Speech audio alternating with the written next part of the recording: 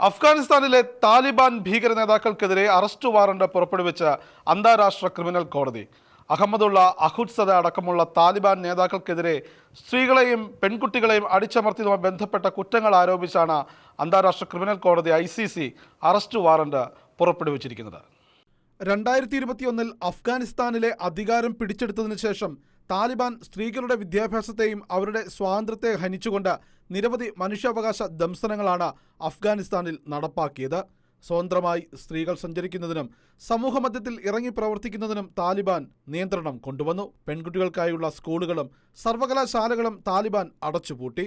പുരുഷനൊപ്പമല്ലാതെ സ്ത്രീകൾക്ക് യാത്ര ചെയ്യുന്നതിൽ കർശനമായ നിയന്ത്രണങ്ങളാണ് താലിബാൻ ഏർപ്പെടുത്തിയത്. പശ്ചിമ രാജ്യങ്ങളിലെ നയതന്ത്ര ഉദ്യോഗസ്ഥർ പറയുന്നത് സ്ത്രീകളുടെ അവകാശങ്ങളെക്കുറിച്ച് താലിബാൻ നിലപാട് മാറ്റാതെ അന്താരാഷ്ട്ര അംഗീകാരം എന്നത് സ്വപ്നം മാത്രമായിരിക്കും എന്നാണ്. ICC പുറത്തുവിട്ട പ്രസ്താവനയിൽ താലിബാൻ ആധ്യാത്മിക നേതാവായ ഹൈബത്തുള്ള അഹുദ്സദയും താലിബാൻ തലവൻ ജസ്റ്റിസായ അബ്ദുൽ ഹക്കീം ഹക്കാനിയുമാണ് അന്താരാഷ്ട്ര ക്രിമിനൽ കോടതി അറസ്റ്റ് വാറണ്ട് പുറപ്പെടുവിച്ചിരിക്കുന്നത്.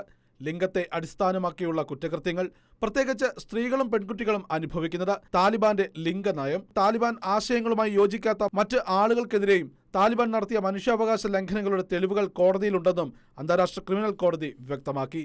അതേസമയം ലോകരാജ്യങ്ങളുടെ ഇടയിൽ പ്രത്യേകിച്ച് റഷ്യ ഉൾപ്പെടെയുള്ള രാജ്യങ്ങൾ അഫ്ഗാനിസ്ഥാനെ അംഗീകരിച്ച് രംഗത്തെത്തിയ വാർത്തകൾ കഴിഞ്ഞ ദിവസങ്ങളിൽ ലോകം ചർച്ച ചെയ്തിരുന്നു. താലിബാൻ എന്ന റാഡിക്കൽ ഇസ്ലാം ഭരണകൂടത്തിന്റെ നേതൃത്വത്തിൽ അഫ്ഗാനിസ്ഥാനിൽ നടത്തിയ മനുഷ്യാവകാശ ലംഘനങ്ങൾ വരും ദിവസങ്ങളിൽ ലോകം ചർച്ച ചെയ്യും.